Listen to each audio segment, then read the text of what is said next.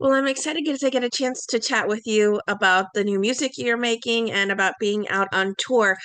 How would you, though, to start from the beginning? How would you guys describe the music you make for Red Rum Club?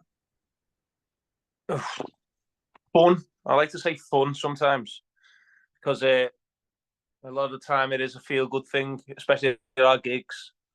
Um, Inclusive is a good word too. I think a lot of people like connect with at least one of our songs, um, and that's sort of what like the name Red Rum Club.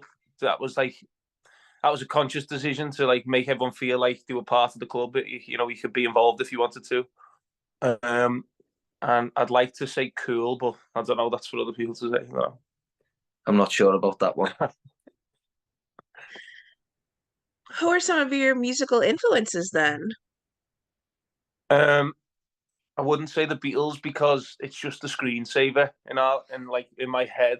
The Beatles, it's just one of those things that we just grow up. Every childhood memory is just has the Beatles soundtrack to in my head. Um, who's your musical influence? You were like quite heavy, weren't you? The Beatles. No, because the six of us in the group, it's a little bit of a concoction of influences. We have, I know Joe loves like the Chili's, the Red Hot Chili Peppers. It's actually quite a lot of US groups that have kind of invaded the UK music influence on like our kind of generation. I remember when I was a kid, I used to love Guns N' Roses. I used to want to be Slash really badly, and I wanted a Les Paul and a top hat, and that's what one of those songs made me pick up a guitar. But then as you kind of grow, you discover a whole different bunch of music. You kind of get into other bands. I think the Beatles, despite our best efforts to avoid it, will always be a massive influence for us, though, being from Liverpool. The first song we ever played together as a band was Kings of Leon. So they're probably high up there, top three maybe. The Strokes, Arctic Monkeys, Kings of Leon, Beatles. One more for top five. Uh, Guns N' Roses. no. And we'll let you decide. Maybe Jack White. Those are all, I think, very relevant to what I hear in your music as well. You guys have your recent single out, The River. What kind of fan reaction have you all been receiving to it? It's a varied one with those. There was two singles we put out either side of a US tour. The first one being Vanilla, and the second being The River, and they're both very positive reactions, but you kind of gauge them in different ways. So, from like a kind of like a managerial standpoint, you would say, "Oh well, The River's getting lots of streams and all of this kind of stuff." But then when we play Vanilla, the single before that, at the live shows, that kind of has become a new one for everyone to jump up and down to, which is more important to us six than anything else really.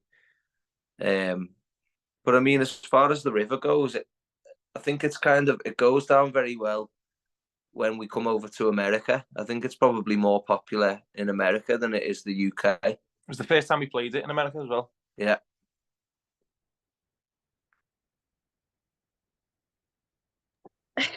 What was it about then the two songs that is there a duality to them that really made you want to release them sort of so close together? No, the opposite, really. I think. Yeah, it was. We've been used to like recording albums and having like sort of a theme through an album and making sure all songs sort of complement each other as well as like at the same time standing alone as individual songs. But this one we hadn't released for about 12 months, which is quite rare for us. And we were about to start a UK tour and a US tour. So we got the opportunity. The record label said, "Do you want to go in and record some songs in order to have new stuff out to drop while you're in America and before the UK thing?" So we like, yeah, okay. And even though the song "The River" was written about Liverpool and stuff, we knew we were going to be in America when the song come out, or just after we come back from America. So we wanted it to have a real US sort of feel. And then Vanilla was very like British. It was very like that's what we felt. We felt like the British crowd would get Vanilla, which they do because they come prepared. So we got told the river is like Afternoon Delight meets a line dancing song, All right. line dance music. So you could have a listen to that and see for yourself. I hear it, to be fair.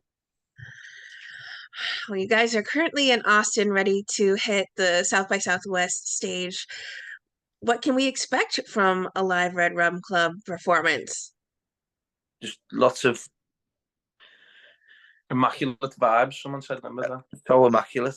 No, six hairy fellas bounding about the stage, for better or worse. No, we just try to make it as fun as we can because, like, the reason we do it is to have fun and like enjoy the kind of social aspect to it as well, and meet people, and like we try to make the gig, like we try to introduce ourselves with the gig and with the atmosphere we try to bring. We want that to be like a party and fun, and that's kind of our goal. We try we try and make a show of ourselves and embarrass ourselves so everyone feels like they can, you know. So I assume then you'll be playing the river and not Vanilla here in America. Yeah, because we want to embarrass ourselves. Yeah. No, we'll play both. We haven't decided, to be honest. We haven't got a set list yet. Whatever I can remember the words to, I think. If you have any recommendations, let us know. Oh my goodness. Well, I happen to love Me Like You Want to Be Loved, but that's sort of a, a deep cut to the recent songs you released. Well, we'll play that for you at one point. If you're coming to any shows, we'll make sure we throw it in. Okay. Are there any particular songs then you guys are super excited to hear? Or excuse me, super excited for the audience at South by Southwest to hear? We have like the band favorite is Vibrate. So like everyone in the band loves playing Vibrate. Because you get to take a minute. It's the slowest, so we can all have a breather. And there's lots of gaps in the song to take a cheeky sip of the beer.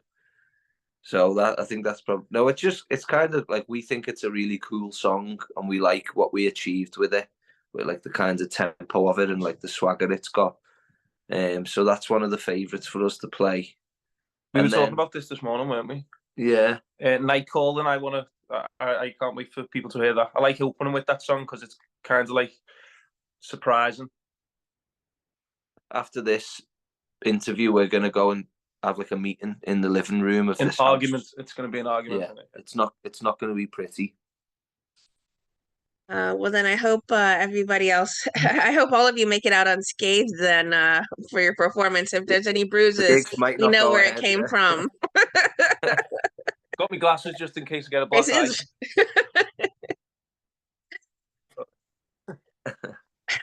He'll be fine. I'd be remiss if I didn't ask if there is a new album or an EP on the way in the near future.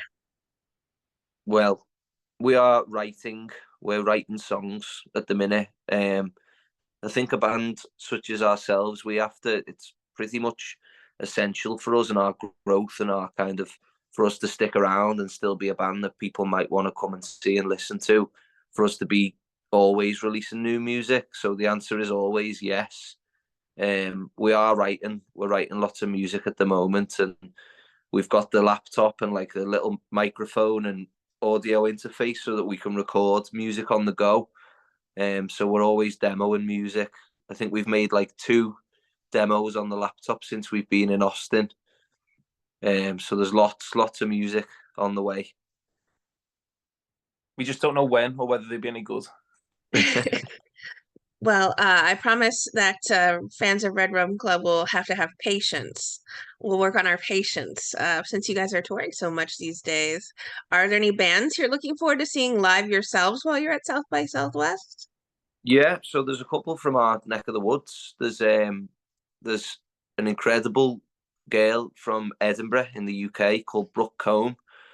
And she's got an unbelievable voice, and she's got like a bunch of really cool songs as well. I don't think I've ever seen her perform live. She supported us, hasn't she? Yeah, but I was in the dressing room getting drunk. Yeah, drunk. Yeah. So I'm looking forward to just going and being a spectator. And also the Crawlers. They're from kind of like Warrington, but they went to university in Liverpool as well.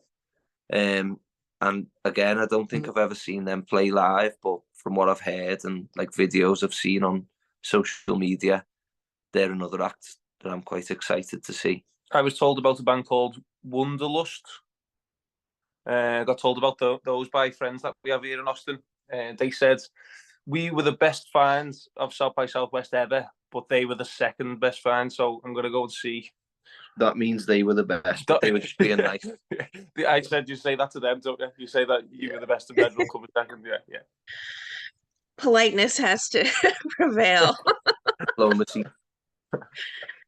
Well, what would you like to say then to everyone who are fans and supporters of the incredible music you guys make and are ready for this South by Southwest performance? They're eager, clear. Well, some of them are more eager for the other Wanderlust. Yeah. Clearly. My Wanderlust. Oh, we'll probably be watching Wanderlust as well, so we'll just meet you there. We're going to crash their gig. Yeah. No, we'd say thank you, and hopefully, if anyone is out there watching or listening and comes along, we hope we deliver on all fronts and do you proud. We will. We hope. I think.